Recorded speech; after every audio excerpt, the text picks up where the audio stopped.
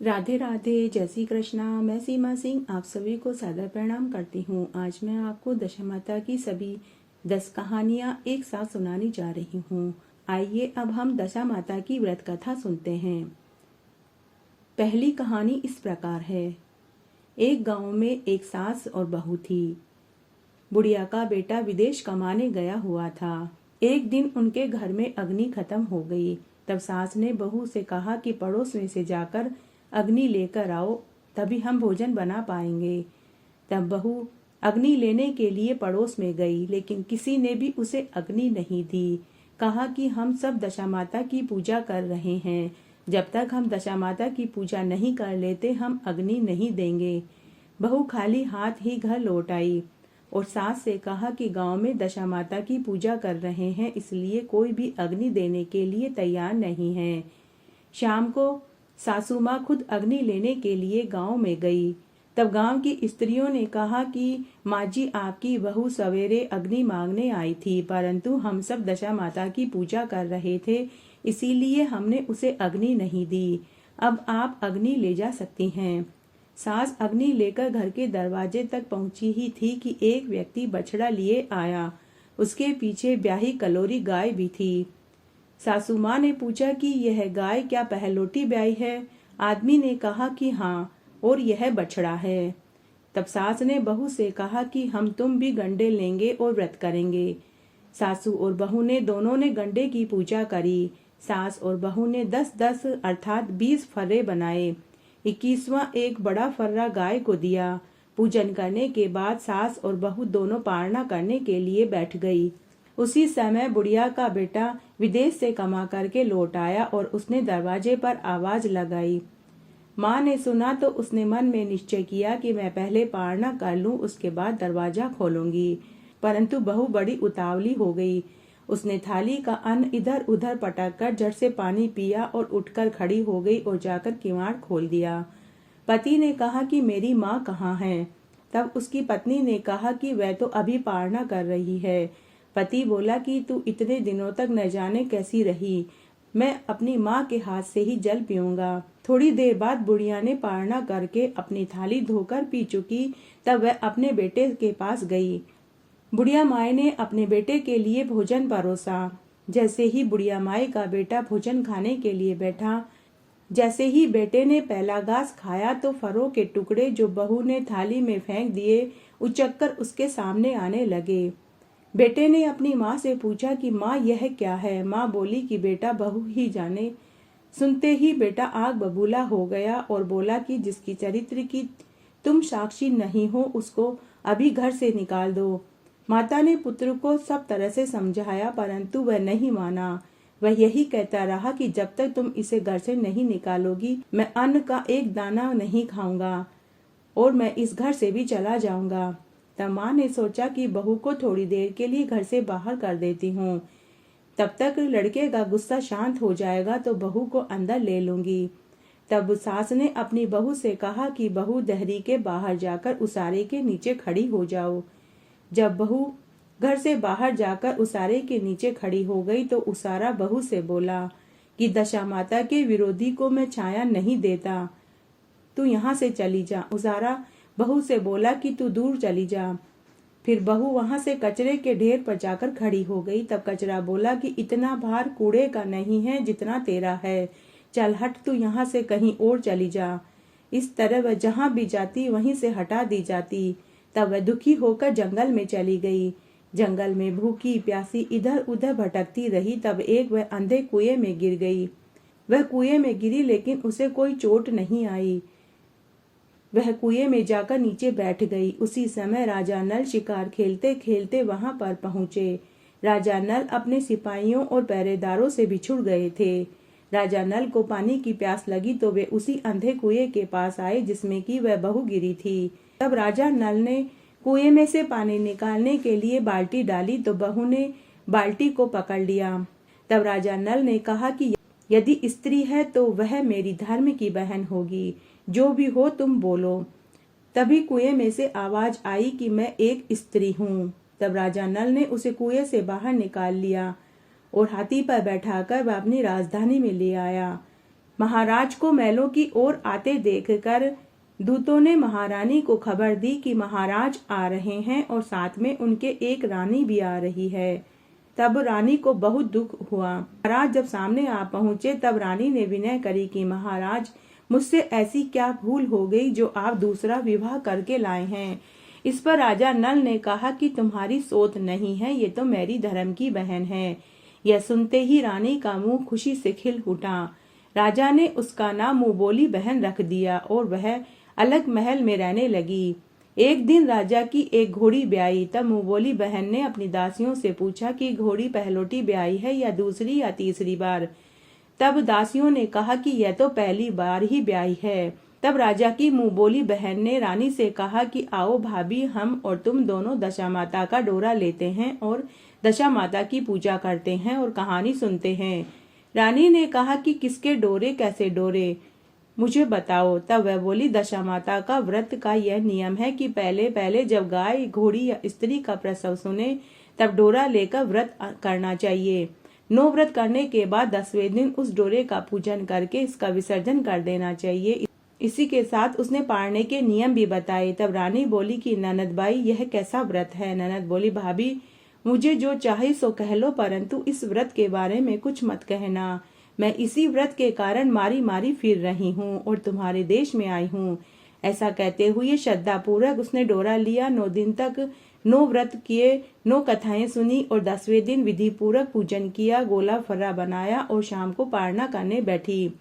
उसी समय उसके पति को कुछ अनायास प्रेरणा सी हुई और वह अपनी माता से आज्ञा लेकर स्त्री का पता लगाने निकला। घूमता फिरता वह राजा नल की राजधानी में आया और अपनी स्त्री का पता लगाने लगा। एक कुएं पर उसने औरतों को बातें करते सुना कि एक बोली, राजा कुछ दिन पहले ही मुंहबोली बहन को लेकर आए हैं, वह बहुत ही सुंदर है, आजकल उसी का किया हुआ सब कुछ होता है। दूसरी बोली, वह जैसी सुंदर है वैसी ही धर्मात्मा भी है, जो उसके दरवाजे पर जाता है वह सबको भिक्षा देती है। तो तीसरी बोली कि यह तो सब ठीक है, परंतु अब तक पता भी नहीं चला कि वह कौन है। बातें सुनकर बुढ़िया का बेटा साधु वेश बनाकर राजा नल की मुंहबोली बहन के महल के द्वार पर पहुंच गया और आवाज लगाई। तब सिपाही उसे भिक्षा देने लगे तो उसने भिक्षा लेने से इनकार कर दिया और कहा कि जब भिक्षा देने वाली खुद आकर भिक्षा देगी तभी भिक्षा लूंगा। तब राजा के सिपाहियों ने कहा कि इस समय वह दशा माता का व्रत करके पारना कर रही है, तब तक आप यहीं ठहरो। साधु वेश में बुढ़िया का बेटा चुपचाप बैठ गया। पारना कर लेने के बाद राजा की मुंह बोली बहन मुट्ठी में मोती भर कर लाई, परंतु पति को पहचान कर मुस्कुराती हुई लौट गई। दोनों ने एक दूसरे को पहचान लिया। रानी ने ननद को मुस्कुराते हुए देखा तो पूछा कि आज इस परदेशी को देखकर आपको हंसी क्यों आई है। तब उसने उत्तर दिया कि वह तो हमारे ही घर वाले हैं। रानी ने राजा से कहा कि तुम्हारी मुंहबोली बहन के घर वाले आए हैं। तब राजा ने अपने सिपाहियों से साधु वेश में आए मुंहबोली बहन के पति को यह संदेश दिया कि वह वापस अपने घर जाए और अपनी हैसियत के साथ आए, तभी राजा अपनी मुंहबोली बहन को आपके साथ विदा करेंगे। तब बुढ़िया का बेटा वापस चला गया। उसने माता से कहा कि तुम्हारी बहू राजा नल के यहाँ मुंहबोली बहन बनकर रह रही है, नियम धर्म से दिन बिता रही है। तब माता ने अपने पुत्र से कहा कि पुत्र तुम उसे ले आओ। वह डोली का हार लेकर राजा नल के नगर में पहुंचा। राजा ने समधी की हैसियत से बुढ़िया के बेटे का स्वागत किया। कुछ दिन मेहमानी में रखकर विधि पूर्वक अपनी बहन को खूब सारे धन दौलत के साथ विदा कर दिया। जब बुढ़िया की बहू महल से बाहर निकलने लगी तब महल भी उसके पीछे पीछे चलने लगा। तब रानी बोली कि नाना जी तुम चली और मेरा महल भी ले जा रही हो, जरा लौट कर पीछे की ओर देखती तो जाओ। तब बुढ़िया के बेटे की बहू ने देखा कि राजा का पूरा वैभव लुप्त हो गया। इसके बाद बुढ़िया के बेटे की बहू अपने पति के साथ आनंद के साथ रहने लगी, परंतु उधर राजा नल और उनकी पत्नी का हाल बहुत बुरा हो गया। वे दर दर के भिखारी हो गए। तब राजा नल बोले कि रानी, जहाँ राज किया जाए वहाँ इस दशा में नहीं रह सकते, इसलिए हमें यहाँ से जाना चाहिए। रानी बड़ी ही पतिव्रता थी। राजा रानी दोनों महल से निकल गए। चलते चलते वे एक गांव में पहुंचे। वहां बैर के वृक्षों में अच्छे अच्छे बैर लगे हुए थे। राजा रानी दोनों भूखे थे। वे बेर बीनने लगे। जैसे ही राजा रानी उन बैर को खाने लगते तो वे बैर लोहे के हो जाते थे। इसी तरह से राजा व रानी जिस भी वस्तु के हाथ लगाते वे कंकड़ पत्थर बन जाते थे। राजा रानी फिर वहां से भी आगे बढ़ गए। रास्ते में उन्हें एक बनिया मिला। उसने राजा नल को पहचान कर राजा रानी को आटा दे दिया। वे आटा लेकर एक नदी के किनारे गए। वहां रानी भोजन बनाने लगी और राजा स्नान करने के लिए चले गए। रानी ने रोटियां बना करके रख दी। जब राजा आए और भोजन करने बैठे तब रोटियां ईंट की हो गई। राजा रानी वहां से भी आगे चल दिए और अपनी मुंहबोली बहन के यहाँ पहुंच गए। बहन ने सुना कि उसके भाई भौजाई आए हैं तो उसने पूछा कि कैसे हालों में आए हैं। दूत ने कहा कि वे बहुत फटे पुराने हालों में आए हैं। यह सुनकर बहन को बहुत शर्म आई। उसने उन्हें एक कुम्हार के यहाँ ठहरा दिया और शाम को थाल सजाकर बहन खुद भावज से मिलने गई। उसने सामने थाल रखा तो भावज ने कहा कि इस थाल में जो कुछ भी है कुम्हार के चक्के के नीचे रख दो और चली जाओ। मुंह बोली बहन थाल का सामान चक्के के नीचे रखकर चली गई। थोड़ी देर में राजा ने रानी से पूछा कि क्या मेरी बहन आई थी। रानी ने कहा कि हाँ आई थी, पर जो कुछ भी लाई थी मैंने उसे कुम्हार के चक्के के नीचे रखवा दिया। राजा ने देखा तो कंकड़ पत्थर के सिवा उसमें कुछ भी नहीं था। राजा समझ गया कि यह सब कुदशा से हो रहा है। इसके बाद राजा रानी वहां से भी आगे चल दिए। आगे जाने पर उनके मित्र का गांव आया। मित्र ने जब सुना कि उनका मित्र राजा नल और उनकी पत्नी आए हैं तो उसने दूत से पूछा कि वे कैसे दशा में आए हैं। दूत ने कहा कि वे बहुत ही फटे पुराने हालों में आए हैं, मांग मांग कर खा रहे हैं। मित्र ने कहा कि कोई बात नहीं, जैसे भी वे आए हैं वे आखिर मेरे मित्र हैं, उनको मेरे महल में ले आओ।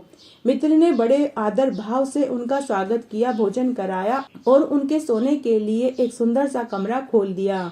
उस कमरे में मोर की आकार की खूंटी पर दोस्त की पत्नी का नौलखा हार टंगा हुआ था। अर्धरात्रि के समय राजा रानी दोनों सो रहे थे। अचानक से रानी ने देखा कि मोर के आकार वाली खूंटी उस नौलखा हार को निगल रही थी। वह मोरनी हार को धीरे धीरे निगल रही थी। रानी ने राजा को जगा करके यह दृश्य दिखाया। तब राजा ने कहा कि हमें यहाँ से भी आगे चलना पड़ेगा, नहीं तो सवेरे हमारे ऊपर चोरी का कलंक लगेगा।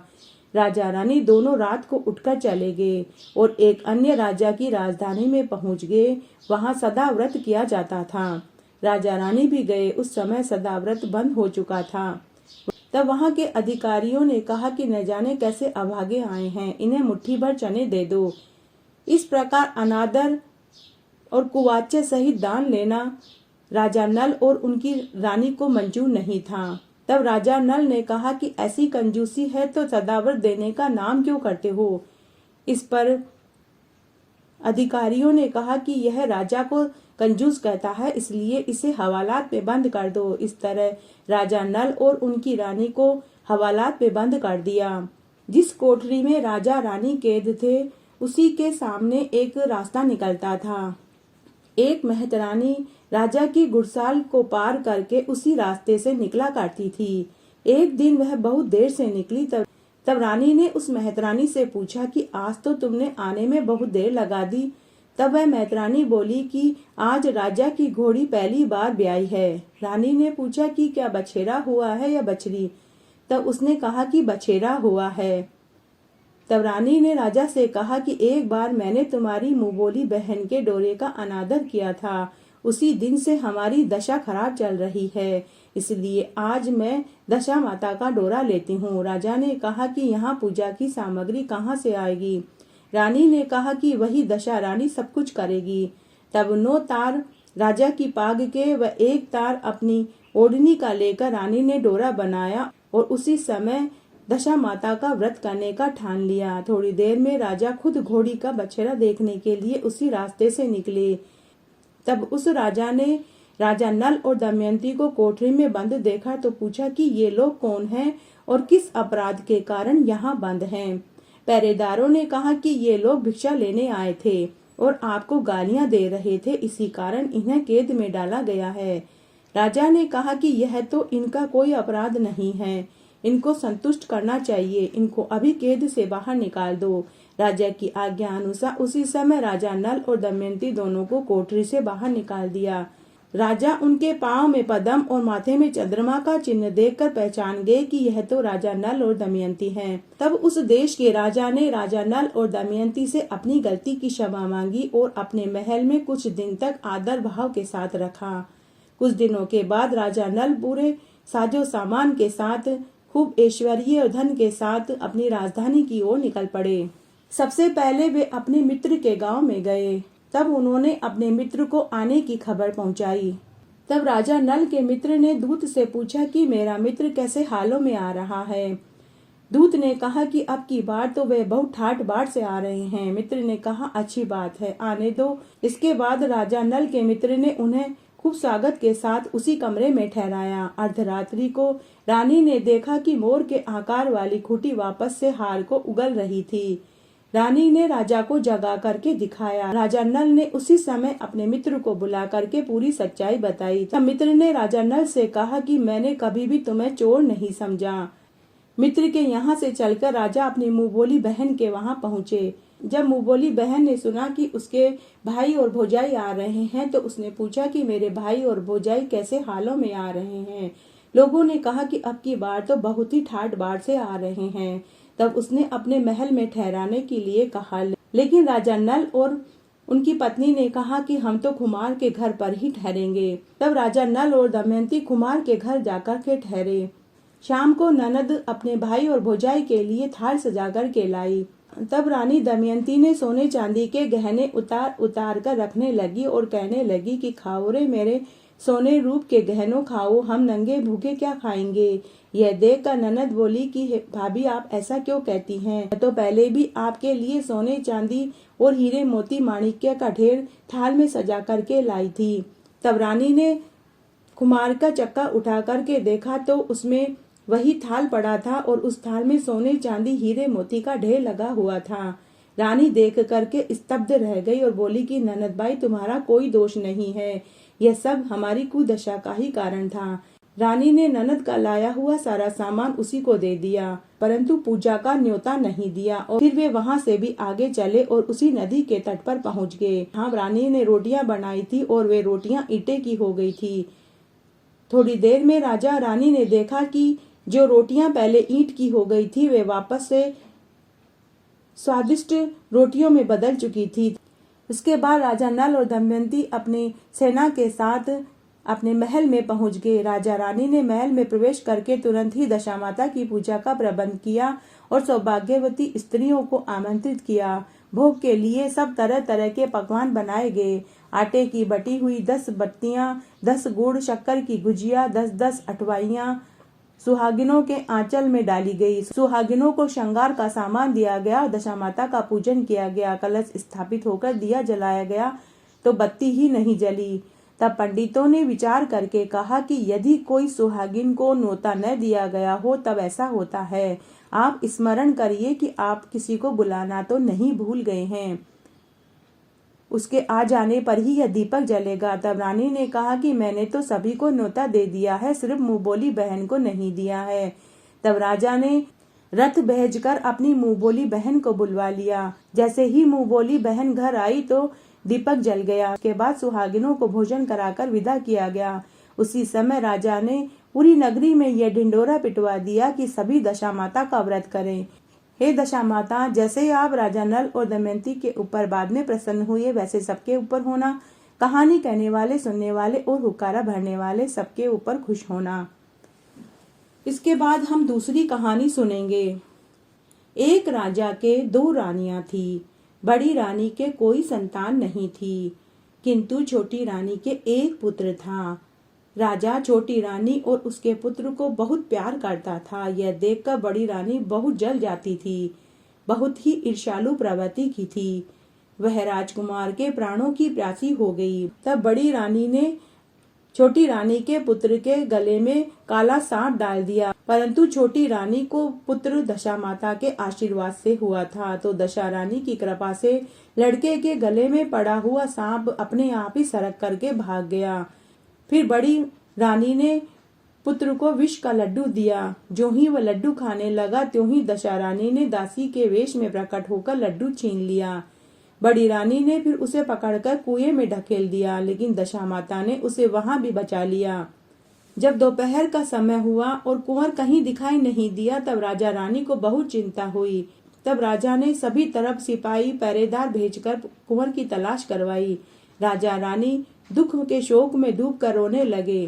तभी दशा माता ने एक भिखारिन का वेश बनाया और राजकुमार को एक वस्त्र में छिपाकर भिक्षा के लिए राजा के महल के द्वार पर आई। तब सिपाहियों ने दुत्कार कर कहा कि यहाँ तो राजा का कुमार खो गया है और तुझे भिक्षा की पड़ी है, चल हट यहाँ से। तब दशा माता बोली कि भाइयों, पुण्य का प्रभाव बड़ा होता है। यदि मुझे भिक्षा मिल जाए तो हो सकता है कि खोया हुआ राजकुमार भी मिल जाए। यह कहकर वह देहरी के भीतर पैर रखने लगी। उसी समय दशा माता ने वस्त्र में से बालक का पैर उघाड़ दिया। सभी सिपाहियों ने कुंवर को भिखारिन की गोद में देख लिया। तब सिपाहियों ने एक योजना बनाई कि अभी कुंवर इस भिखारिन की गोद में है, अभी तो हम इसे महल के भीतर जाने देते हैं। जब ये बाहर आएगी तो इसे पकड़कर दंड देंगे। तब दशा माता कुंवर को लेकर महल के भीतर चली गई। उसने राजकुंवर को चौक में छोड़ दिया, वहां से वापस होकर चल दी। परंतु रानी ने उसे जाते हुए देख लिया और पूछा कि तू कौन है? तूने 3 दिन से मेरे लड़के को कहाँ छिपा करके रखा? तुमने ऐसा क्यों किया? दशा माता उसी क्षण ठहर गई। उसने कहा कि रानी, मैं तुम्हारे पुत्र को चुराने नहीं आई थी, मैं ही तेरी आराध्य देवी दशा माता हूँ। तुझे सचेत करने आई हूँ। तेरी सोच तुझसे ईर्ष्या रखती है, वही तेरे पुत्र को बार बार मारना चाहती है। मैंने तेरे पुत्र को कई बार बचाया, तू अपने पुत्र को कभी उसके पास मत जाने देना, और सारी बात कह सुनाई। तब दशा माता छोटी रानी से बोली, मैं तुझे चेतावनी देने आई हूँ। तब छोटी रानी भगवती के चरणों में गिर पड़ती है और विनीत भाव से प्रार्थना करने लगी कि जैसे आपने मेरे पुत्र की रक्षा करी है, वैसे ही मेरे सौभाग्य की भी रक्षा करना, और आप हमेशा मेरे साथ रहना। मुझसे जो सेवा पूजा होगी वह मैं करूंगी। तब दशा माता ने कहा कि मैं किसी के घर में नहीं रहती, जो श्रद्धा पूर्वक मेरा स्मरण करता है उसी के हृदय में रहती हूँ। मैंने तुझे साक्षात दर्शन दिया, इसके उपलक्ष्य में तुम सुहागिनों को न्योत कर उनको यथाविधि आदर सत्कार से भोजन कराना और अपने नगर में यह ढिंडोरा पिटवा देना कि सभी लोग मेरा डोरा लेवें और व्रत करें। ऐसा कहकर दशा माता अंतर्ध्यान हो गई। रानी ने शहर भर में सौभाग्यवती स्त्रियों को निमंत्रण देकर बुलाया। उपटन से लेकर श्रृंगार के सभी सामग्रियां उन्हें दक्षिणा के तौर पर दी और उन्हें भोजन करा के दक्षिणा देकर विदा किया। तब राजा ने पूरी नगरी में यह ढिंडोरा पिटवा दिया कि सभी लोग दशा माता का व्रत करें। अब हम तीसरी कहानी सुनेंगे। एक बार एक साहूकार दंपति थे। उनके 5 बेटे व 5 बहुएं थी और एक लड़की थी। लड़की का विवाह हो चुका था किंतु विदाई नहीं हुई थी। इस कारण लड़की अपने माता पिता के घर में ही रहती थी। एक दिन साहूकारनी दशा माता के डोरे लेने लगी। उसकी बहुओं ने भी डोरे लिए। उन्होंने सास से पूछा कि क्या ननद बाई भी डोरा ले सकती है? सास ने कहा कि जरूर ले सकती है। तब बहुएं बोली कि अगर व्रत के पहले ही विदाई हो गई तो? तब सास ने कहा कि मैं पूजा का सारा सामान उसके साथ दे दूंगी तो वह अपने ससुराल में यह पूजा कर लेगी। तब साहूकारनी की लड़की ने भी दशा माता का डोरा लिया, परंतु पूजन के पहले ही उसके ससुराल से उसका पति लेने के लिए आ गया। माता ने विधि पूर्व लड़की की विदाई करी और दशा माता के पूजा का सारा सामान भी उसके साथ रख दिया। जब साहूकारनी की लड़की अपने ससुराल में पहुंची तो पड़ोस की सभी स्त्रियां नई बहू को देखने के लिए आई और सबने उसकी प्रशंसा करी। तब किसी की नजर उसके दशा माता के डोरे पर पड़ गई तो वह बोली कि बहू तो बड़ी ही टोटका करती है, इतने सारे जेवर पहन रखे हैं, फिर भी 2 तागे सूत के गले में क्यों पहन रखे हैं? ये जरूर कोई जादू टोना करती होगी। सास, ननद, देवरानी, जेठानी, घर की सभी स्त्रियां बैठी यह सुन रही थी और सभी ने उसकी खूब निंदा करी। तब साहूकारनी की बेटी को यह अच्छा नहीं लगा। उसने उसी समय डोरे को तोड़कर जलती हुई भट्टी में फेंक दिया। डोरे में आग लगते ही उनका घर भी जल गया। सब अपने अपने प्राण बचा करके भागने लगे। उस जलते घर में वही स्त्री पुरुष दोनों रह गए। दोनों जने भी गांव छोड़ करके चले गए। दोनों चलते चलते उसी गांव में पहुंच गए जहाँ की वह लड़की थी। उसने पति से कहा कि जब तक कोई आजीविका का साधन नहीं मिल जाता तब तक तुम भाड़ झोंक कर पेट भरो और मैं भी मजदूरी करती हूँ। पति भाड़ झोंकने में लग गया और वह स्त्री एक कुएं की पाल पर जाकर बैठ गई। उस कुएं पर बहुत सारी स्त्रियां पानी भरने के लिए आई। उस लड़की की भावजे भी वहीं आई। उसे वहां बेहाल बैठी देखकर बोली कि बहन, तुम किसी भले घर की लड़की लगती हो, यहाँ क्यों बैठी हो? किसी के यहाँ काम करोगी? तो लड़की बोली कि जरूर करूंगी, न तो मैं बर्तन मांजूंगी और न ही मैं झूठा खाना खाऊंगी। तब बड़ी भावज बोली कि हमारे घर में तुम्हारे लिए नीच काम नहीं है। जब से हमारी ननद ससुराल में गई है हमारे बच्चे परेशान हैं, तुम हमारे बच्चों को खिला लिया करो। तब वह लड़की राजी हो गई और वे स्त्रियां अपने घर आई और सास से बोली कि माताजी, कुएं पर एक बहुत दुखी लड़की बैठी है, वह हमारे यहाँ बच्चों को खिलाने के लिए राजी हो गई। अगर आप आज्ञा दें तो हम उसे घर ले आएं। सास ने कहा कि खुशी खुशी ले आओ। तब एक बहू कुएं पर गई और उस दुखिया को घर लेकर आ गई। वह अपनी भावज के बच्चों को खिलाने लगी। इस तरह उनका समय बीतने लगा। फिर से दशा माता का डोरा लेने का समय आया। सभी बहुओं ने दशा माता का डोरा लिया। तब सास ने कहा कि इस लड़की को भी कह दो ये भी दशा माता का डोरा ले ले। तब बहुओं ने कहा कि आपने ननद बाई को डोरा दिलाया था, आखिर पूजा नहीं हुई और उनकी पहले ही विदाई हो गई।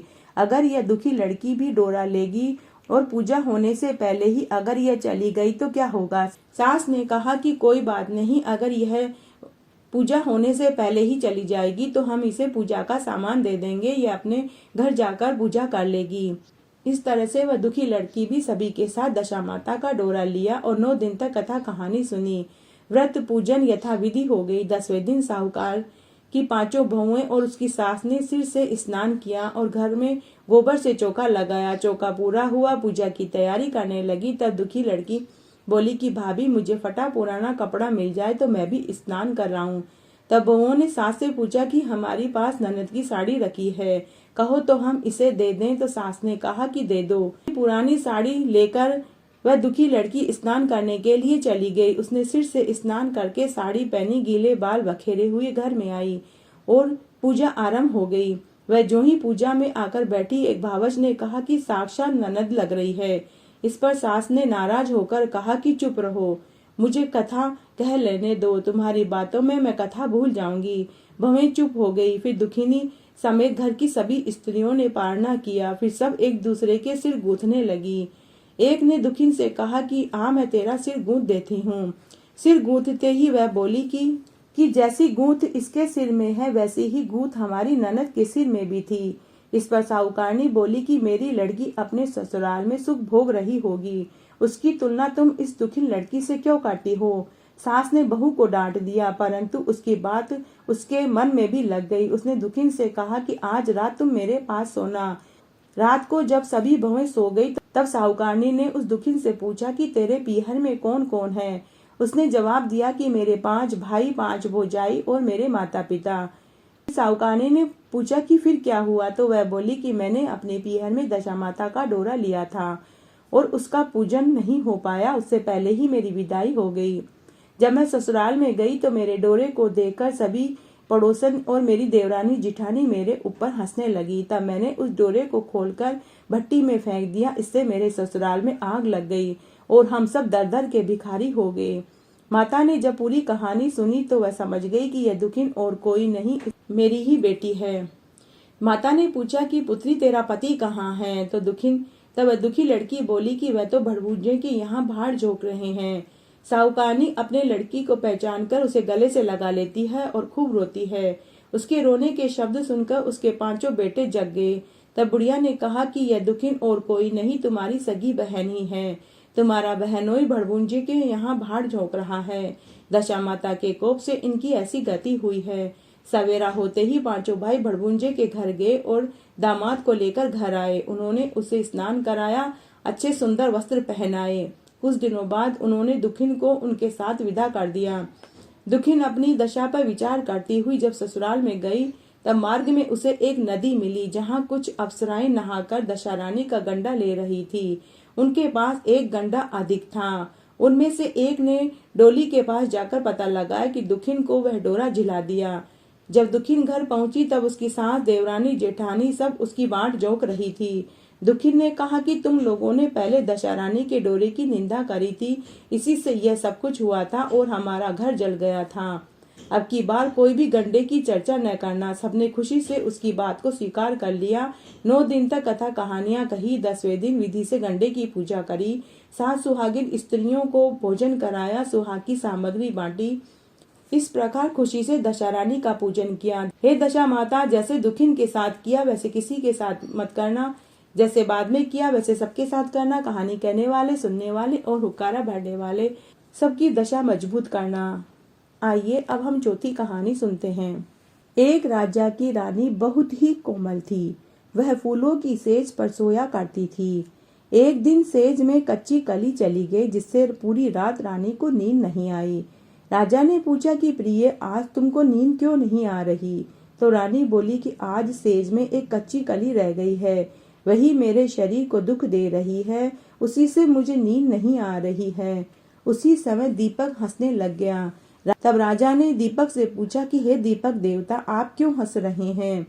उस ज्योति स्वरूप दीपक ने उत्तर दिया कि अभी तो रानी कच्ची कली के कारण ही दुख पा रही है, कल सवेरा होते ही जब सिर पर बोझा ढोएगी तब क्या होगा? राजा ने पूछा कि क्या मेरे देखते मेरे जीते जी भी ऐसा हो सकता है? तब दीपक ने उत्तर दिया और कहा कि हाँ। दीपक की भविष्यवाणी सुनकर राजा ने मनी मन विचार किया कि देववाणी कभी भी असत्य नहीं हो सकती। रानी को अवश्य बोझा ढोना पड़ेगा, परंतु यह हो सकता है यदि मैं इसको जीते जी समुद्र में बहा दूं तो यह बोझा ढोने से बच जाएगी, क्योंकि जब समुद्र में वह डूब जाएगी तब बोझा कौन ढोएगा? राजा ने उसी समय रानी से कहा कि चलो हम तुम्हारे पीहर चलते हैं। रानी तैयार हो गई। तब राजा ने उसे संदूक में बैठाकर नदी में बहा दिया। वह नदी समुद्र में ऐसी जगह जाकर मिलती थी जहां उस राजा के बहनोई का राज्य था। समुद्र से मोती की सीप निकाले जाने का राजा का ठेका था। रानी का संदूक बहता हुआ जब वहां पहुंचा तब राजा ने मल्लाह को हुक्म दिया कि संदूक को मेरे सोने के कमरे में रख दो। रानी ने सुना कि राजा ने उसे समुद्र में पाया है तो वह फौरन उसे देखने के लिए चली गई। उस समय पहरेदार वहां से जा चुके थे। रानी ने कौतूहलवश संदूक खोल करके देखा। उसने देखा कि उसके भीतर एक बहुत सुंदर 16 श्रृंगार किए हुए एक रानी बैठी है। रानी ने अपने मनी मन सोचा कि अगर राजा ने इसको इस दशा में देख लिया तो वे इसी का होकर रह जाएंगे और मेरा त्याग कर देंगे, इसलिए इस स्त्री का हुलिया बिगाड़कर संदूक में बंद कर देना चाहिए।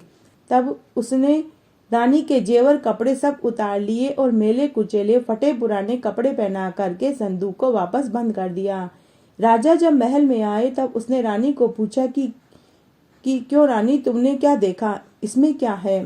रानी ने जवाब दिया कि मैंने कुछ नहीं देखा। राजा ने रानी के सामने संदूक खुलवाया तो उसमें फटे पुराने कपड़े पहने एक भिखारिन सी दिखाई पड़ी। रानी ने कहा कि यह तो कोई भिखारिन दिखाई देती है, इसको कारखाने में भिजवा दो, वहां लकड़ी ढोती रहेगी और खाना भी खाती रहेगी। राजा ने रानी के कहे अनुसार उसे कारखाने में भेज दिया। एक दिन रानी की सहेलियां नदी में स्नान करके दशा रानी के डोरे ले रही थी और एक डोरा उनके पास अधिक था। इसी विचार में थी कि यह किसको दिया जाए। देव योग से उसी समय वह लकड़ी ढोने वाली रानी वहां पहुंच गई। उन्होंने उससे कहा कि बहन, यदि तुम कोई नीच जाति की न हो तो क्या तुम हमारा यह डोरा ले लोगी? रानी ने कहा कि मुझे गंडा लेने से इनकार नहीं है, परंतु मुझे तो खाने भर को ही मिलता है, मैं पूजा कैसे करूंगी? तब वे बोली कि तुम इसकी चिंता मत करो, हम रोज इस जगह स्नान करने आया करते हैं और 9 दिन तक हम तुझे कथा सुना देंगे और पूजा का सामान भी दे देंगे। तुम रोज कथा सुन लिया करो और व्रत कर लिया करो। 10वें दिन हम फिर से पूजा करेंगे। तब दशा माता चाहेगी तो अवश्य तुम्हारी दशा भी बदल जाएगी। तब रानी ने श्रद्धापूर्वक डोरा ले लिया। उस दिन रानी के पति को यह चिंता हुई कि रानी को संदूक में रखकर बहा तो दिया, परंतु उसका कोई समाचार नहीं मिला। पता नहीं क्या हुआ होगा, किसी तरह उसकी खबर लेनी चाहिए। तब राजा एक नौका में सवार होकर नदी द्वारा यात्रा करता हुआ अपने बहनोई के गांव पहुंच गया। जब वह लेटने लगा तब बहन से बोला कि मेरे हाथ पैर में बहुत दर्द है, किसी सेवक को भेजकर मेरे हाथ पांव दबाने के लिए भेज दो। तब उसकी बहन ने लकड़ी ढोने वाली उसी भिखारिन को बुलाकर हुक्म दिया कि तू मेरे भाई के पैर दबा दे। तब वह सोच में पड़ गई कि किसी पराये पुरुष का शरीर मैं कैसे छूंगी, परंतु वह एक नौकरानी थी, अतः उसे स्वीकार करना पड़ा। राजा के पैर दबाते दबाते रानी को उसके पांव का एक पद्म चिन्ह दिखाई दे गया। रानी रोने लग गई और उसके आंसू राजा के पैरों पर गिर पड़े। तब उसने पूछा कि अरे दासी, तुम क्यों रोती हो? तुम मुझे अपना कोई भेद बताओ, मेरे कारण तुझे किसी प्रकार से कोई हानि नहीं होगी। तब वह बोली कि जैसा पद्म का निशान आपके पैर में है, वैसा ही मेरे पति के पैर में भी था। पहले दिनों की याद आने से मुझे रोना आ गया। ऐसा सुनते ही राजा समझ गया कि यही उनकी रानी है। तब राजा बोला कि मैं समझ गया, अब तुम मेरे पैर मत दबाओ और आराम से यहाँ सो जाओ। जो तुम्हारे भाग्य में लिखा था वह तुमको भोगना ही पड़ा। मैंने उसे टालने की बहुत कोशिश करी, लेकिन वह सब उल्टा हो गया। आखिर तुम्हें तो भार ढोना ही पड़ा। सुबह हुई, दिन चढ़ गया, परंतु अतिथि राजा सोकर नहीं उठा और न ही पैर दबाने वाली दासी बाहर आई। तब उसकी बहन को चिंता हुई। थोड़ी देर बाद दासी बाहर निकल आई और कारखाने में काम करने के लिए चली गई। रानी ने अपने भाई को जाकर जगाया। तब वह बोला कि मेरे माथे में पीड़ा है, मैं अभी नहीं उठूंगा। इस समय मेरा जी बहुत व्याकुल हो रहा है, मुझे अधिक मत सताओ। रानी ने पूछा कि आखिर बात क्या है, कुछ तो कहो। राजा ने कहा कि बड़ी लज्जा की बात है। मैंने तुम्हारी भावज को जानबूझकर तुम्हारे पास इसलिए भेजा था कि तुम उसे आराम से रखोगी, परंतु तुमने तो उसे मजदूरों जैसा काम करवाया है। क्या इसीलिए मैंने उसे तुम्हारे पास भेजा था? तब बहन बहुत लाचार होकर बोली कि भैया, वह तो एक संदूक में पड़ी हुई नदी में मिली थी। तब बहन ने अपनी भावज को बुला करके उससे माफी मांगी। कुछ दिन बहन के पास रहने के पश्चात राजा अपनी रानी को लेकर वापस राजधानी में लौट गया। रानी ने अपने महल में पहुंचकर सुहागने नोती धूमधाम से दशा माता के गंडे की पूजा करी और पूरे गांव में यह ढिंडोरा पिटवा दिया, सभी दशा माता के गंडे लिया करें और श्रद्धा पूर्वक पूजन करें। जय हो दशा माता की जय। पांचवी कहानी। एक गांव में सास ने अपनी बहू से कहा कि जाओ आग लाकर भोजन बनाओ, बहुत भूख लग रही है। बहू आग लेने गई। उस दिन गांव भर में दशा माता की पूजा हो रही थी, इसलिए किसी ने भी उनको आग नहीं दी। बहू खाली हाथ ही लौट आई। संध्या के समय बहू पड़ोसन के पास गई और उनसे बोली कि मेरी सास तो कभी गंडा लेती नहीं है, परंतु अब की बार जब गंडे पड़े तब मुझको भी बताना, मैं भी गंडा लूंगी। इसके बाद जब गंडे पड़े तब बहू ने सास की चोरी से दशा रानी का गंडा ले लिया और 9 दिन तक पड़ोसनों के साथ जाकर कथा कहानी सुनी और 10वें दिन उसे चिंता सताने लगी कि अब पूजा कैसे करूं। तब वह मन ही मन दशा माता का ध्यान करने लगी। यदि सासू जी कहीं चली जाए तो मैं पूजा कर लूं। दशा माता की कृपा से सास को खेतों में जाने की सूझी। उसने बहू से कहा कि बहू भोजन बना करके तैयार रखना, तब तक मैं खेत खलियान होकर आती हूँ। यदि मुझे देर हो जाए तो मुझे खेत पर ही भोजन पहुंचा देना। बहू तो यही चाहती थी। उसने कहा कि हाँ माताजी, आप निश्चिंत होकर जाइए। जैसे ही सासू ने पीठ फेरी त्यों ही बहू ने स्नान करके विधिवत दशा माता की पूजा करी। उसके बाद वह पूजा की सामग्री मिट्टी के गोले में रखकर उसे भेंट कर पधारने के लिए ले जाने लगी। तभी सासू माँ आ गई। तब उसने जल्दी से उस गोले को छाछ की मटकी में छिपा दिया। सास ने आते ही बहू से पूछा कि तू मेरे खाना लेकर क्यों नहीं आई?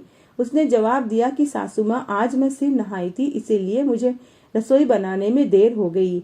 आप बैठिए, मैं आपके लिए भोजन परोस देती हूँ। सास का गुस्सा थोड़ा शांत हुआ। चौके में बैठी ही थी कि उसका लड़का भी आ गया। वह भी माता के साथ भोजन करने के लिए बैठ गया। सास और बेटा दोनों भोजन करने के लिए बैठ गए। तब लड़का बोला कि माँ, मुझे छाछ चाहिए। सास ने बहू से कहा कि बहू, बेटे को छाछ दे दे। बहू ने कहा कि मैं रसोई के भीतर हूँ, आप ही दे दीजिए। तब बुढ़िया अपने बेटे को छाछ देने के लिए उठी, परंतु जो ही उसने छाछ की मटकी में हाथ डाला तो उससे कुछ खड़खड़ाता हुआ आवाज सुनाई दी। उसने हाथ डाला तो उसमें से एक सोने का गोला निकला। सास ने आश्चर्य से बहू से पूछा कि अरे बहू, यह क्या है? इसका भेद बता, नहीं तो मैं तेरी अभी खबर लेती हूँ। तब बहू बोली कि मैं क्या जानूं, मेरी दशा रानी जाने। मैंने चोरी से दशा माता का गंडा लिया था और चोरी से ही पूजा करी थी। जब मैं गंडा जलाशय में पधारने के लिए जा रही थी कि तभी आप आ गए। मैंने डरते हुए इस गंडे को छाछ के मटके में डाल दिया। दशा माता ने ही उसे सोने का कर दिया है, तो मैं क्या करूं? बुढ़िया ने बहू को गले से लगा लिया और कहा कि बहू, अगली बार जब गंडा पड़े तो हम दोनों गंडा लेंगे और पूजा करेंगे, व्रत करेंगे। हे दशा रानी, जैसा तुमने सास और बहू को दिया वैसे सबको देना, कहानी कहने वाले को, सुनने वाले को और हुक्कारा भरने वाले को। घटती हो तो पूरी हो तो परवान चढ़े, भूली बिसरे नाम तेरे भंडार में भरे। अब हम छठी कहानी सुनेंगे। एक घर में एक देवरानी जेठानी थी। उनके कोई संतान नहीं थी। वे दोनों मेहनत मजदूरी करके अपना पेट पालती थी। एक दिन उनके घर में आग खत्म हो गई तो वे आग लेने के लिए पड़ोस में गई, लेकिन उस दिन गांव भर में दशहरानी का पूजन हो रहा था तो किसी ने भी उन्हें आग नहीं दी। दोनों घर आकर कहने लगी कि आज तो गांव भर में दशहरानी का पूजन हो रहा है, कोई आग दे ही नहीं रहा है, तो क्या किया जाए। आखिर जेठानी बोली कि कुछ हानि नहीं है अगर आज हम लोग भी व्रत कर लें तो शाम को जब आग मिलेगी तब हम रसोई बना करके भोजन कर लेंगे। संध्या के समय जेठानी अपनी एक पड़ोसन के घर आग लेने गई और पूछा कि दशहरानी का पूजन करने से क्या होता है।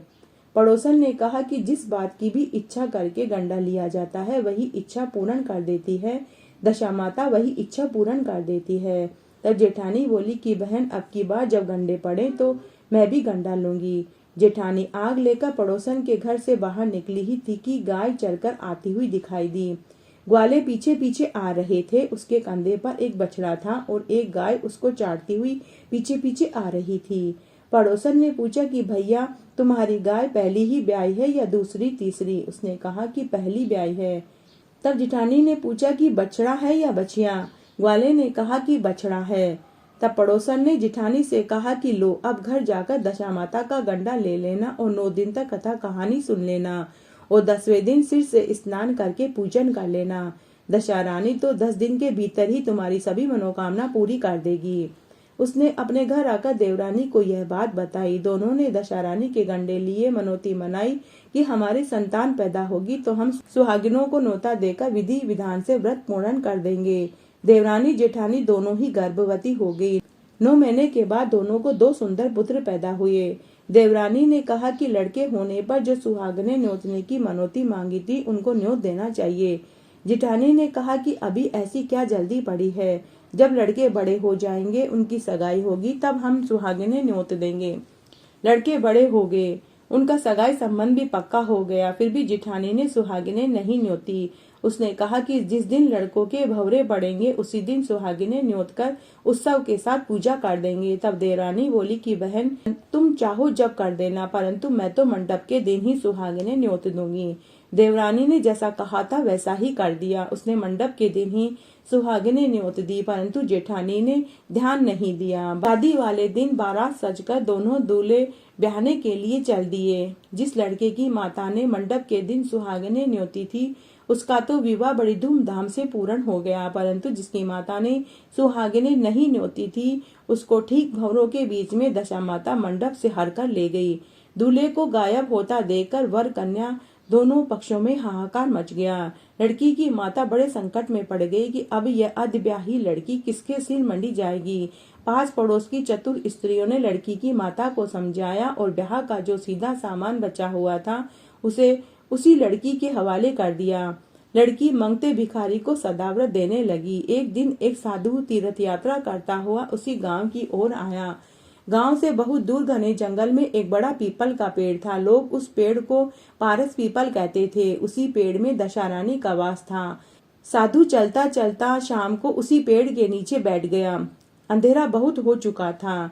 जब दिया बत्ती का समय हुआ तो झाड़ूदार ने आकर उसी पेड़ के पास मैदान में झाड़ू लगाए। फिर बिश्ती ने आकर जमीन छिड़की, माली ने आकर फूल बखेरे, अनेक देवता अनेक प्रकार की पोशाक पहनकर आकर यथा स्थान पर बैठ गए। सबसे पीछे स्वर्ग से राजा इंद्र का सिंहासन उतरा। उसी के साथ अनेक अप्सराएं साज सामान सहित वहां आई और इंद्र के सिंहासन के सामने नाचने लगी। उसी समय दशा रानी उस अधब्याहे लड़के को गोद में लिए पीपल के पेड़ से उतरी। इंद्र के साथ साथ स्वर्ग से एक सुरा गाय भी आई। उसने 2 कटोरा दूध दिया। लड़के ने अधब्याही के भाग का 1 कटोरा दूध अलग रख दिया और 1 कटोरा दूध पी लिया। जब तक नाच तमाशा होता रहा दशा रानी लड़के को गोद में लेकर बैठी रही। सवेरा होता होता देवताओं का दरबार भंग हुआ। साधु भी वहां से चलकर गांव में चला गया। वही साधु गांव में भिक्षा मांगता मांगता उसी अधब्याही लड़की के घर पहुंचा। लड़की ने उसके लिए भोजन तैयार किया। बाबाजी भोजन करने बैठ गए तब लड़की ने 3 पतले परोसकर एक को अधब्याहे वर के नाम से अलग सरका दिया, एक पत्तल बाबाजी के सामने परोस दी और एक खुद के सामने रख दी। बाबाजी ने अपने आप से कहा कि वह जो बात वहाँ देखने में मिली वही आज यहाँ देखने को मिल रही है। लड़की ने पूछा कि क्या बाबाजी? बाबा ने बतलाते हुए कहा कि हम वैरागी लोग ऐसी अनेक बातें कहा करते हैं, तुमको इन बातों से क्या प्रयोजन है, तुम तो भोजन करो।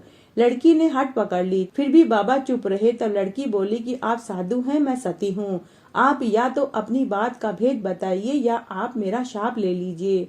तब बाबा ने रात का सारा हाल उसे कह सुनाया। तब उस अधब्याही लड़की ने बाबा के साथ उस पीपल के पास जाने का निश्चय किया। बाबा आगे आगे चल रहे थे और अधब्याही लड़की पीछे पीछे चल रही थी। बाबा लड़की को पारस पीपल के पास छोड़ करके चले गए। जब संध्या हुई तब नित्य की तरह झाड़ूदार ने झाड़ू लगाई, बिश्ती ने जमीन झिड़की, माली ने फूल बखेरे, राजा इंद्र आए, परियां आई, नाचगान शुरू हुआ। उसी समय दशा रानी पीपल के पेड़ से उतरकर दरबार में बैठ गई। लड़के ने सुरागाय से दूध लिया, उसने अधब्याही का कटोरा अलग रख दिया और एक कटोरा दूध का खुद पी लिया। त्यों ही लड़की कटोरा हाथ में लेकर वर के सामने आ गई और बोली कि अपना भाग लेने के लिए मैं यहीं उपस्थित हूँ, सेवा भी करूंगी। तब वह बोला, मैं दशा रानी की सेवा में रहता हूँ, अभी मुझे दरबार में जाकर उन्हीं की गोद में बैठना होगा। यदि तुम मुझे चाहती हो तो दशा रानी को प्रसन्न करके उनसे तुम मुझे मांग लो। लड़का दशा रानी की गोद में जाकर के बैठ गया। तब अधब्याही लड़की उन अप्सराओं के साथ नाचने लगी। जब सवेरा हुआ तो दशा रानी ने कहा कि यह नई लड़की तो आज रात को बहुत ही अच्छा नाची है। तब दशा रानी ने कहा कि मैं तुमसे बहुत प्रसन्न हूँ, तू कोई वर मांग ले। तब अधब्याही लड़की ने दशा रानी से वचन लिया कि जो मैं मांगूंगी वो आपको मुझे देना ही पड़ेगा। दशा रानी ने कहा कि ठीक है। तब उसने अपने पति को पकड़ लिया और कहा कि मुझे यही चाहिए। दशा रानी ने कहा कि तूने बहुत ज्यादा मांग लिया है, परंतु मैंने वचन दिया है, इसलिए तेरा वर तुझे मैं देती हूँ। राजा इंद्र ने दशा माता से पूछा कि हे भगवती, यह सब क्या भेद है, जरा मुझे भी बताइए। तब दशा रानी बोली कि यह लड़का मेरे ही वरदान से हुआ है। इसकी माता ने मनोती मानी थी कि जब मेरा लड़का होगा तब मैं सुहागिनों को न्योतूंगी, परंतु उसने आज तक अपना वचन पूरा नहीं किया। इसी कारण मैं इसे फेरों में से उठा करके ले आई थी और यह इसकी अधब्याही स्त्री है, परंतु पतिव्रता है। इसी कारण यह देव समाज में पहुंचकर मुझसे अपना पति छीनने आई है। दशा रानी के ऐसे वचन सुनकर इंद्र आदि सभी देवताओं ने वर कन्या के ऊपर फूल बरसाए। तब तक साधु बाबा भी वहां पहुंच गए। साधु बाबा, उसके पीछे दूल्हा और उसके पीछे लड़की, इस प्रकार तीनों गांव में चल दिए। जब वे लोग गांव में पहुंचे तब लोगों ने लड़की के पिता को खबर कर दी कि तुम्हारी लड़की अपने दूल्हे के साथ वापस आ रही है। जब वे गांव में पहुंचे तो साधु ने सभी को पूरी सच्चाई बताई। लड़की ने अपने माता से कहा कि पहले वर के घर से सुहागिनों को न्योत कर बारात यहाँ आनी चाहिए। तब लड़की के पिता ने लड़के के घर खबर भिजवाई। तब जिठानी ने सुहागिनों को नोता और तब बारात वहां से चली। बड़ी धूमधाम से विवाह हुआ। वर वधू दोनों अपने घर गए। तब फिर से लड़के की माता ने सुहागिनें न्योती। हे दशा रानी, जैसे आपने पहले किया वैसे किसी के साथ मत करना, जैसे बाद में किया वैसे सबके साथ करना। कहानी कहने वाले को, सुनने वाले को और हुक्कारा भरने वाले को। घटती हो तो पूरी हो तो परवान चढ़े, भूले बिसरे नाम तेरे भंडार में भरे। आइए अब हम 7वीं कहानी सुनते हैं। एक गांव में एक ब्राह्मणी रहती थी। उसका एक लड़का था। एक दिन वह लड़के से बोली कि बेटा कुछ काम करो जिससे कि जीवन निर्वाह हो सके। तब वह लड़का गांव वालों की गायें चराने लगा। एक दिन लड़का गायों को पानी पिलाने घाट पर गया। वहां स्त्रियां स्नान करके दशा माता के गंडे ले रही थी। उनका एक गंडा अधिक था। उनमें से एक ने कहा कि लड़का किसी उच्च वर्ण का हो तो यह गंडा उसको दे देते हैं। फिर एक स्त्री ने उससे पूछा कि भाई तुम कौन वर्ण को हो? तो वह लड़का बोला कि मैं ब्राह्मण हूँ, पर कोई काम न मिलने के कारण मैं गायें चराता हूँ। स्त्रियों ने उस लड़के को एक गंडा देकर कहा कि तुम इसे घर ले जाकर अपनी माता को दे देना और कहना कि इसका पूजन करे और व्रत करे। हम लोग रोज तुमको सीधा देंगे और पूजा की सामग्री भी दे देंगे। तुम ये ले जाकर अपनी माता को दे देना। लड़के ने गंडा ले जाकर अपनी माता को दे दिया। स्त्रियों ने उन्हें सीधा दिया। लड़का सामान लेकर गठरी में बांधकर घर आया। लड़के ने अपनी माँ को सारी बात कहकर सुनाई। दशारानी का गंडा और सामान भी दे दिया। बुढ़िया ने गंडे को प्रेम पूर्वक लेकर माथे से लगाया और उस दिन से ही वह व्रत करने लगी। 9 दिन तक कथा कहानी कहती रही। 10वें दिन उसने गंडे का पूजन किया।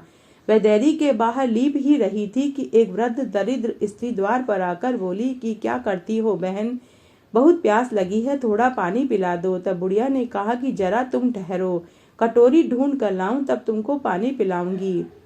बुढ़िया कटोरी लेने अंदर गई। तब एक मैली कुचेली साड़ी पहनी हुई एक बुढ़िया माई जो स्वयं दशा माता थी, उसके परिंदे पर एक सोने का घड़ा रखकर अंतर्ध्यान हो गई।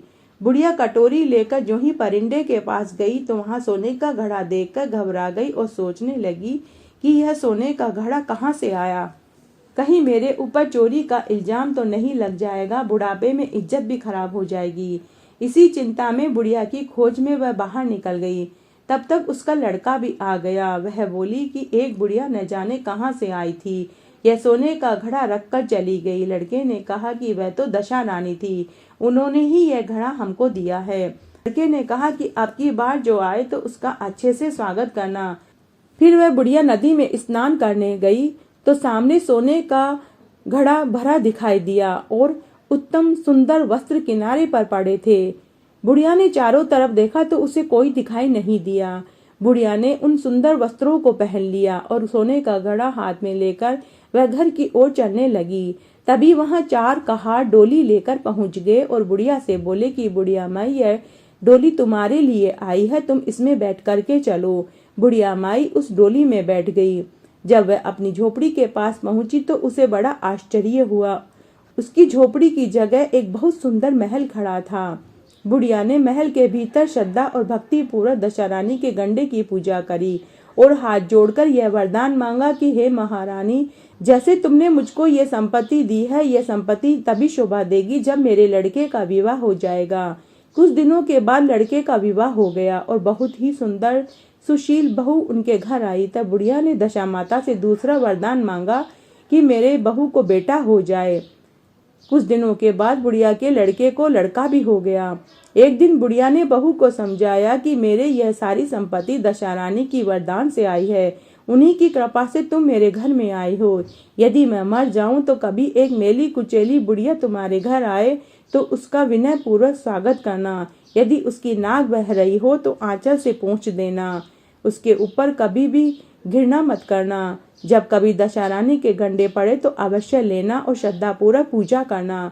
जब कभी तुम पर कोई संकट पड़े तब सुहागिने न्योतना। दशारानी की कृपा से तुम्हारी भी सभी इच्छाएं पूरी हो जाएगी। कुछ दिनों के बाद बुढ़िया माई मर गई। दशारानी ने सोचा कि चलकर देखना चाहिए कि बुढ़िया की बहू सच में मेरा आदर करती है या नहीं। तब दशा माता एक वृद्ध भिखारिन का वेश धारण करके उनके घर गई। उन्हें देखते ही बहू उठकर खड़ी हो गई, पांव छुई और दंडवत प्रणाम किया और खुद के बेटे को उसकी गोद में दे दिया और उसकी श्रद्धा भाव से उसकी सेवा करने लगी। उसकी ऐसी श्रद्धा भक्ति देखकर दशारानी ने आशीर्वाद दिया कि तेरी धर्म बुद्धि हो, भगवान सदैव तेरा भला करे, तेरा घर भंडार से भरा रहे, कभी किसी बात की तुझे चिंता न रहे, जो इच्छा तू करेगी वही फल तुझे मिलेगा। हे दशारानी, जैसी कृपा आपने उस बुढ़िया ब्राह्मणी के ऊपर करी वैसे सबके ऊपर करना। कहानी कहने वाले, सुनने वाले और हुकारा भरने वाले सबके ऊपर अपनी कृपा बनाए रखना। 8वीं कहानी सुनेंगे। राजा की अति प्यारी रानी का नाम लक्ष्मी तो दूसरी रानी का नाम कुलक्ष्मी था। एक दिन रानी लक्ष्मी काठ की पाटी ले मलिन वस्त्र धारण करके कोप भवन में जाकर लेट गई। राजा ने उससे पूछा कि तुम क्या चाहती हो। वह बोली कि कुलक्ष्मी रानी को देश निकाला दे दो। राजा की प्यारी न होते हुए भी कुलक्ष्मी रानी आखिर पटरानी थी। लोग लाज के भय के कारण राजा उसे दिन दहाड़े निकाल नहीं सकते थे। तब राजा ने अपनी कुलक्ष्मी रानी से कहा कि चलो आज मैं तुम्हें तुम्हारे पीहर छोड़ आता हूँ। तब राजा ने रानी को पालकी में बैठाया और स्वयं घोड़ों के साथ चलने लगा। तब एक घने जंगल में पहुंचकर राजा ने पालकी वहां रखवा दी और कहारों को वहां से भेज दिया और राजा स्वयं घोड़े पर सवार होकर महल में पहुंच गया। कुलक्ष्मी रानी को बाट देखते देखते रात से सुबह हो गई। फिर कुलक्ष्मी रानी को पानी की प्यास लगी। रानी ने एक सारस की जोड़ी को देखा। वह उसी के पीछे पीछे चल दी। कुछ देर बाद एक नदी के तट पर पहुंच गई। रानी ने स्नान किया, समीप ही पानी की प्यास बुझाई। जिस पर रानी ने स्नान किया था उसी घाट पर कुछ स्त्रियां स्नान कर रही थी और दशारानी के गंडे ले रही थी। उनके पास एक गंडा अधिक था। एक ने रानी से गंडा लेने के लिए कहा। रानी गंडा लेकर डोले में आकर बैठ गई। थोड़ी देर में दशारानी एक बुढ़िया का वेश धारण करके आई और बोली कि बेटी यह क्या कर रही है। रानी ने कहा कि आप कौन हैं? बुढ़िया ने कहा कि मैं तेरी मौसी हूँ।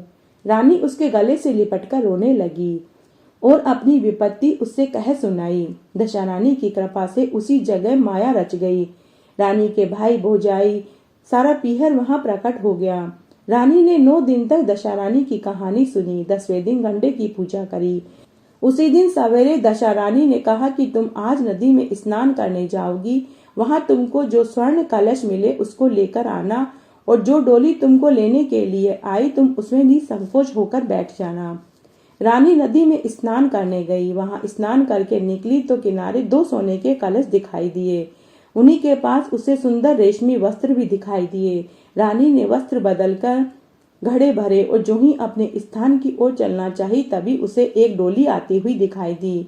रानी समझ गई कि हो न हो यह डोली उसी की मौसी ने भेजी है। वह फौरन डोली में सवार होकर अपने घर गई। वहां सभी स्त्रियां समेत रानी ने दशारानी की गंडे की पूजा करी, सुहागिनों को भोजन कराया और पारना किया। उसके बाद रानी अपने पीहर में आनंद पूर्वक हिल मिलकर रहने लगी। उधर उस राजा को कुलक्ष्मी रानी की याद आई। वह चलता चलता उसी घने जंगल में पहुंच गया जहां उसने रानी को छोड़ा था। जहां पर उसने अपनी रानी को छोड़ा था वह स्थान तो सघन वन था, परंतु अब तो सुंदर नगर में बदल चुका था। राजा के प्रश्न करने पर लोगों ने कहा कि यह कुलक्ष्मी रानी का नगर है। तब तो राजा और भी आश्चर्य में डूब गया।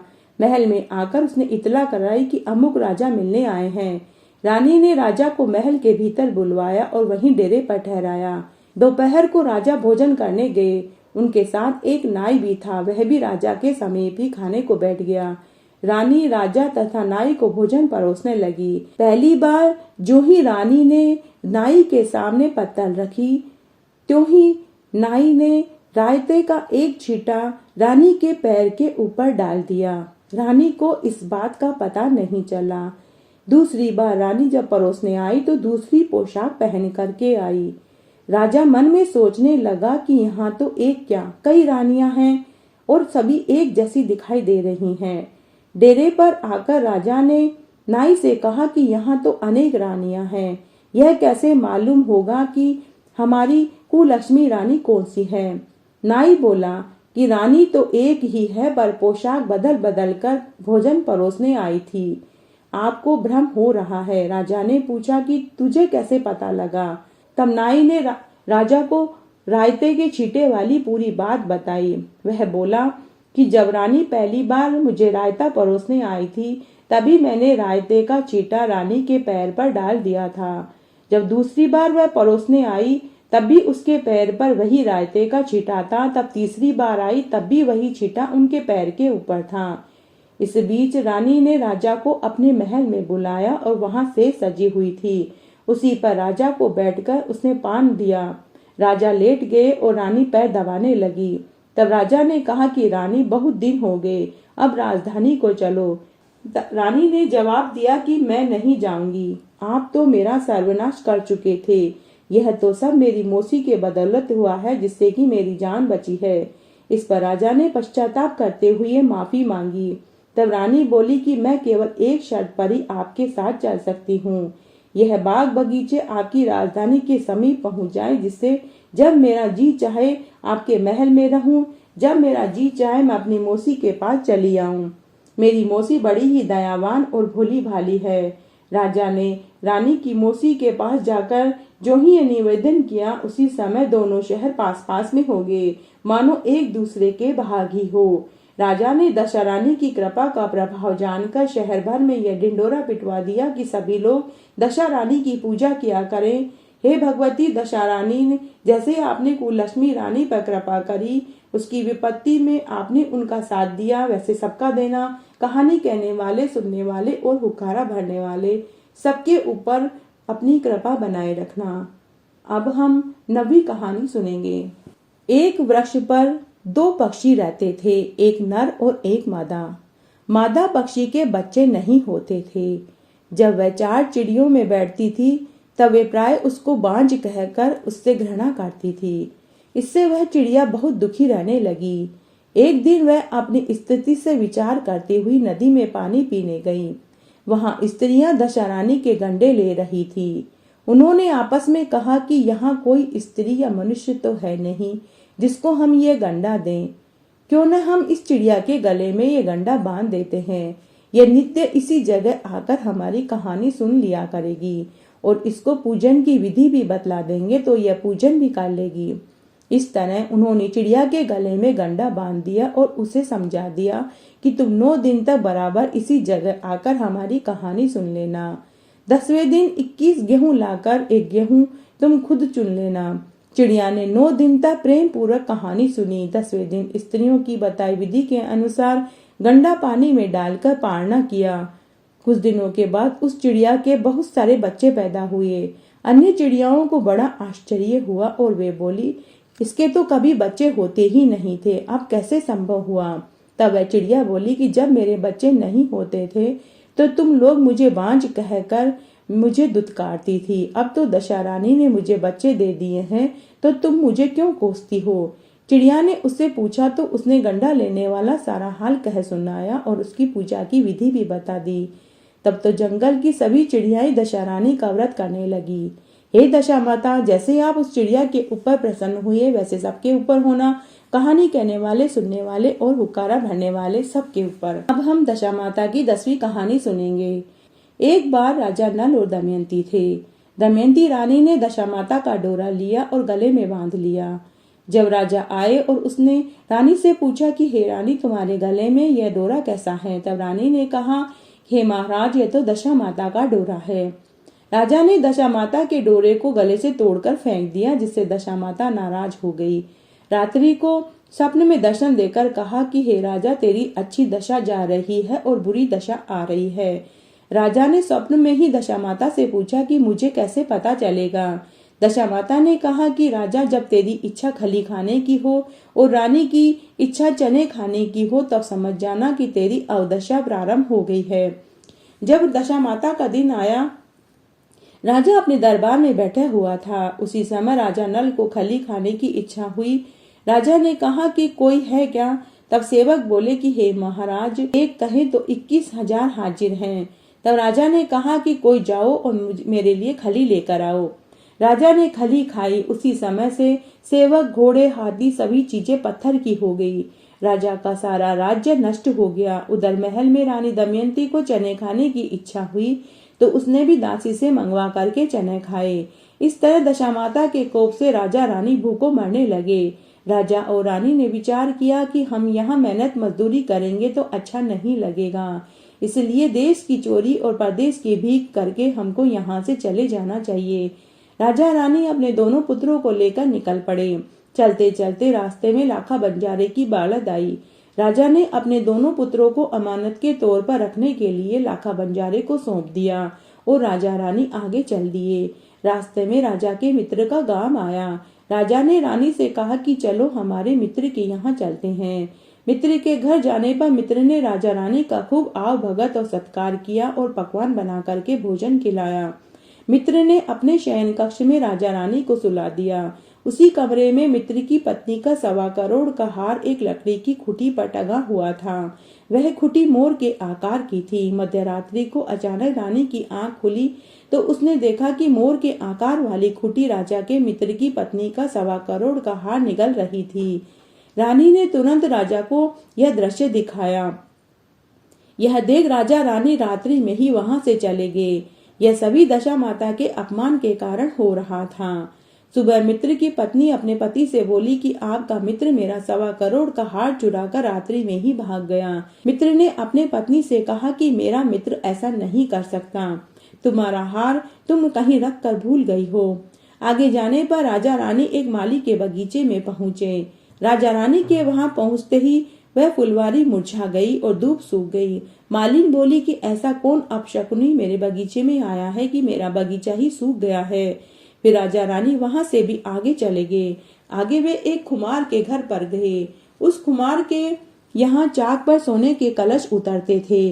राजा रानी की नजर पड़ते ही टूटे फूटे मिट्टी के कलश उतरने लगे। यह देखकर खुमार ने कहा कि न जाने किसकी नजर पड़ी है कि मेरे चाक पर से मिट्टी के टूटे फूटे कलश उतर रहे हैं। यह सुनते ही राजा रानी को वहां से भी आगे जाना पड़ा।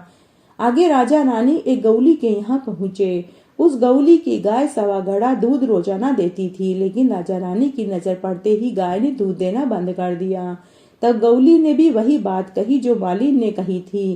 राजा रानी यह सुनते ही वहां से भी आगे चल दिए। आगे जाने पर राजा अपनी बहन के गांव में पहुंचा। गांव के बाहर रुककर राजा ने अपनी बहन की दासियों के साथ संदेश भिजवाया कि आपका भाई आया है। राजा की बहन ने अपनी दासी से पूछा कि मेरा भाई कैसी दशा में है। दासियों ने कहा कि बहुत ही बुरी दशा में है। यह सुनकर राजा की बहन एक थाली में रोटी और कांदा रखकर अपने भाई और भाभी से मिलने आई। भाई ने अपने हिस्से की रोटी और कांदा तो खा लिया, लेकिन भाभी ने अपने हिस्से की रोटी और कांदा वहीं गड्ढा खोदकर धरती में गाड़ दिया। तब राजा रानी वहां से भी आगे चल दिए। आगे वे एक नगर में पहुंचे। वहां का नगर सेठ पूरे गांव को भोजन करा रहा था। राजा ने रानी से कहा कि तुम नदी से मछलियां पकड़कर भूनो, तब तक मैं भोजन की पत्तल लेकर आता हूँ। रानी ने मछली पकड़ी और उसको भूना, लेकिन भाग्य और दशामाता के कोप से पानी में लहर आई और भुनी हुई सारी मछलियां जीवित होकर पानी में चली गई। उधर राजा भोजन की पत्तल लेकर आ रहा था कि अचानक एक चील ने झपट्टा मारा और पत्तल लेकर उड़ गया। चील के झपट्टा मारने से एक चावल का दाना राजा की मूंछ पर चिपक गया। राजा को खाली हाथ और मूंछ पर चावल चिपका हुआ देखकर रानी के मन में आया कि सारा भोजन राजा खुद ही खा गए हैं। उधर रानी को खाली बैठा देखा तो राजा के मन में विचार आया कि रानी सारी मछलियां खुद ही खा गई है, लेकिन किसी ने भी एक दूसरे को कुछ नहीं कहा।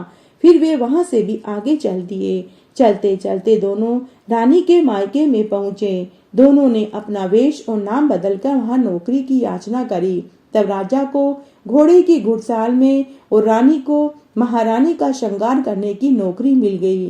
राजा रानी दोनों वहां नौकरी करने लगे। जब 1 साल हुआ और फिर दशा माता का व्रत वाला दिन आया, तब रानी राजा से बोली कि आज की कमाई से भोजन बनाने का सामान लेकर आना। हम लोग आज अलग भोजन बनाएंगे, हम महल में भोजन नहीं करेंगे।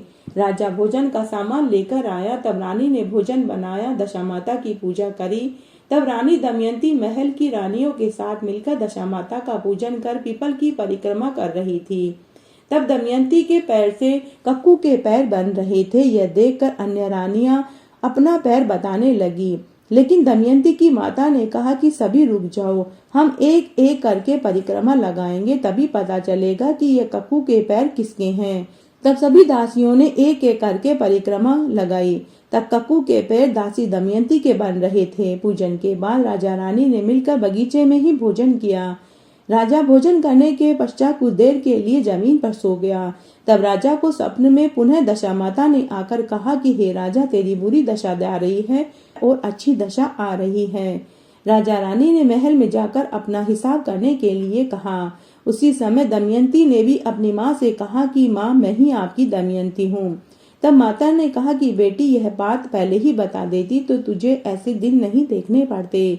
तब दमयंती ने कहा कि माँ, उस समय हमारी बुरी दशा चल रही थी, अब हमारी अच्छी दशा आ गई है, इसलिए हम अपने नगर को वापस जाएंगे। पिता ने बहुत सारा धन लाव लश्कर देकर अपनी पुत्री और दामाद को विदा कर दिया। रास्ते में वही जगह आई जहाँ रानी ने मछलियों को भूना था और राजा के हाथ से चील पत्तल लेकर उड़ गई थी। दोनों ने देखा कि भुनी हुई मछलियां वापस नदी से बाहर आ गई और चील भी भोजन की पत्तल लेकर आ रही थी। तब रानी ने राजा से कहा कि हे महाराज, आपने मन में क्या सोचा होगा। कि रानी मछलियां खा गई। तब राजा ने कहा कि रानी, तुमने भी यही सोचा होगा कि मैं भोजन की पत्तल अकेले ही खा गया। फिर राजा और रानी वहां से भी आगे चल दिए। आगे जाने के बाद राजा की बहन का गांव आया। राजा ने दासियों के साथ संदेश भिजवाया। बहन ने पूछा कि मेरे भाई भौजाई कैसी हालत में आ रहे हैं। दासी ने कहा कि आपके भाई भौजाई बहुत अच्छी दशा में आ रहे हैं। बहन ने कहा कि मेरे भाई भौजाई को महल में ठहराओ, लेकिन राजा और रानी ने कहा कि हम पुराने महल में ही ठहरेंगे। तब राजा की बहन खूब सारे हीरे मोती थाल में सजाकर अपने भाई भाभी से मिलने के लिए आई। तब रानी दमयंती ने धरती माता से प्रार्थना करी कि हे माँ, आज आप मेरी अमानत मुझे वापस दे दीजिए। ऐसा कहकर रानी ने जिस जगह पर कांदा रोटी गाड़ी थी वह खड्डा खोदा। खड्डा खोदते ही उसमें से सोने चांदी हीरे मोती निकल पड़े और वे सभी सामान राजा ने अपनी बहन को दिए और वहां से भी वे आगे चल दिए। वहां से आगे जाने पर गौली के यहाँ पहुंचे। राजा रानी की नजर पड़ते ही गौली की गाय सवा घड़ा दूध देने लगी। तब गौली ने कहा कि आपके पुण्य प्रताप से मेरी गाय ने सवा घड़ा दूध दिया है। पहले न जाने कौन अपशकुनी आया था कि मेरी गाय ने सवा घड़ा दूध देना बंद कर दिया था। तब राजा बोले कि भाई, पहले भी हम ही लोग आए थे, तब दशा माता के कोप से हमारी अवदशा चल रही थी। अब दशा माता की कृपा से हमारे दिन अच्छे हो गए हैं। गौली के यहाँ से चलकर राजा अपने मित्र के घर पहुंचा। मित्र ने राजा रानी का पहले की तरह ही सम्मान किया और उसी कमरे में सोने के लिए ठहराया। अर्धरात्रि को रानी ने देखा कि मोरनी के आकार वाली खूंटी 1.25 करोड़ के हार को उगल रही थी। रानी ने राजा को जगा करके दृश्य दिखलाया। उसी समय राजा ने अपने मित्र और मित्र की पत्नी को बुला करके सारा दृश्य दिखाया और सच्चाई बताई। उसके बाद राजा रानी वहां से भी आगे माली के बगीचे में पहुंच गए। राजा रानी की नजर पड़ते ही पूरा बगीचा हरा भरा हो गया। तब माली ने कहा कि आपके पुण्य प्रताप से मेरा बगीचा हरा भरा हो गया। पहले न जाने कौन अपशकुनी आया था कि मेरा बगीचा ही सूख गया था। तब राजा ने माली से कहा कि भाई, पहले भी हम ही लोग आए थे। दशा माता की कोप से हमारी बुरी दशा चल रही थी और अब हमारी अच्छी दशा चल रही है। वहां से चलकर राजा रानी कुमार के यहाँ पहुंचे।